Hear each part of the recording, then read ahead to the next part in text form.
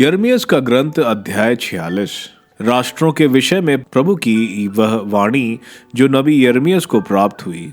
मिस्र संबंधी भविष्यवाणी। मिस्र के विषय में, मिस्र के राजा फिरौन की सेना के विषय में, जो करकमिश में फरहात के किनारे थी और जिसे योशिया के पुत्र यूदा के राजा यहोयाकीम के चौथे वर्ष बाबुल के राजा नबूकदनेस्सर ने पराजित किया था। फरी और ढाल ठीक करो और युद्ध के लिए आगे बढ़ो। कस लो घोड़े, घुड़सवारों सवार हो जाओ। अपनी टोप पहनकर अपनी जगह खड़े हो जाओ। अपने भाले तेज कर लो, अपने कवच धारण करो। मैं यह क्या देख रहा हूँ? वे घबरा गए हैं और पीछे मुड़ चले हैं। उनके वीर योद्धा परास्त हो गए हैं और तेजी से भाग रहे हैं। वे पीछे मुड़कर नहीं देखते। चारों ओर आतंक फैल गया है। यह प्रभु की वाणी है। तेज दौड़ने वाले भी नहीं भाग पा रहे हैं। वीर भी बचकर निकल नहीं पा रहा है। उत्तर में फरात नदी के किनारे वे ठोकर खाकर गिर गए हैं। वह कौन है जो नील नदी की तरह उमड़ रहा है, बाढ़ में उफानती नदियों की तरह? मिस्र नील नदी की तरह उमड़ रहा है, बाढ़ में उफानती नदियों की तरह। वह कहता है, मैं उमड़ पड़ूंगा, मैं पृथ्वी को ढक दूंगा, मैं नगरों और उनके निवासियों का विनाश करूंगा।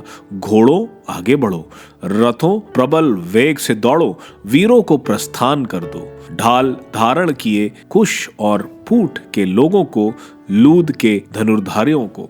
यह दिन प्रभु विश्वमंडल के ईश्वर का दिन है, अपने शत्रुओं से बदला लेने के लिए प्रतिशोध का दिन। तलवार खाएंगी और तृप्त हो जाएंगी और उनका रक्त ढक कर पिएंगे, क्योंकि प्रभु विश्वमंडल का ईश्वर उत्तर देश में फरहात के तट पर बलि यज्ञ कर रहा है। मिस्र की कुंवारी पुत्री, गिलियाद पर जाओ और मरहम ले लो। तुम व्यर्थ ही औषधियों का व्यवहार कर रही हो, तुम्हारा घाव कभी नहीं भरेगा।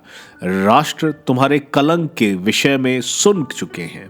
पृथ्वी तुम्हारे कोलाहल से गूंज रही है, क्योंकि योद्धा योद्धा से टकरा गया है, दोनों एक साथ गिर गए हैं। मिस्र पर आक्रमण। वह वाणी जो प्रभु ने मिस्र देश में आक्रमण के लिए बाबुल के राजा नबूकदनेस्सर के आगमन के विषय में नबी यिर्मयाह से कही थी।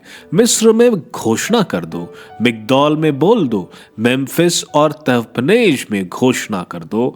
कह दो, तत्पर हो जाओ, तैयार रहो, तलवार तुम्हारे चारों ओर के लोगों को खा जाएगी।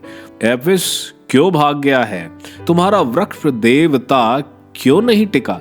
क्योंकि प्रभु ने उसे ढकेल कर गिरा दिया। तुम्हारी भीड़ की भीड़ ठोकर खाकर गिर गई। वे आपस में कहने लगे, उठो, हम अपने लोगों के यहाँ, अपनी जन्मभूमि में विनाशक की तलवार से दूर लौट चले। मिस्र के राजा फिरौन का यह नाम रखो, कोलाहली, जिसने अवसर खो दिया है। वह राजा जिसका विश्वमंडल का प्रभु कहता है, अपने अस्तित्व की शपथ। पर्वतों में तोबार जैसा, समुद्र तट पर करमेल जैसा एक व्यक्ति आएगा। मिस्र के निवासियों, निर्वासन के लिए अपनी अपनी गठरी बांध लो, क्योंकि मेम्फिस उजाड़ हो जाएगा, खंडहर जैसा कोई नहीं रहेगा। मिस्र एक सुंदर कलोर है, किंतु उत्तर से उस पर एक ढांस बैठ गया है। उसमें मौजूद भाड़े के सैनिक भी मोटे बछड़े की तरह वे पीठ दिखाकर एक साथ भाग गए हैं। वे टिके नहीं रहेंगे, क्योंकि उनके विनाश का दिन उन पर आ गया है, उनके दंड का दिन। वह भागने वाले सांप की तरह फुफकारते रहा है, क्योंकि उसके शत्रु सदल बदल आ रहे हैं। वे पेड़ काटने वाले लोगों की तरह कुल्हाड़ियां लेकर उस पर टूट रहे हैं। प्रभु कहता है, वे उसका जंगल काट डालेंगे, भले ही वह बहुत घना हो, क्योंकि वह टिड्डियों से भी बहुसंख्यक है, उनकी गिनती संभव नहीं है। मिस्र की पुत्री का अपमान किया जाएगा, वह उत्तर के लोगों के हाथ पर दी जाएगी। विश्वमंडल का प्रभु, इस्राएल का ईश्वर यह कहता है, देखो, मैं नो के आमोन को, फिरौन को और मिस्र उसके देवताओं और उसके राजाओं को, फिरौन और उस पर भरोसा रखने वाले सब लोगों को दंड देने जा रहा हूं।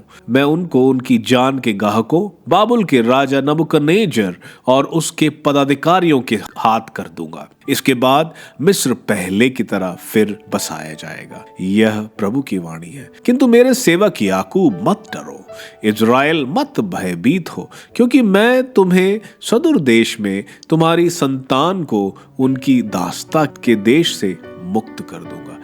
याकूब लौटेगा, वह सुख शांति से रहेगा और उसे कोई नहीं डरा सकेगा। प्रभु कहता है, मेरे सेवक याकूब मत डरो, क्योंकि मैं तुम्हारे साथ हूं।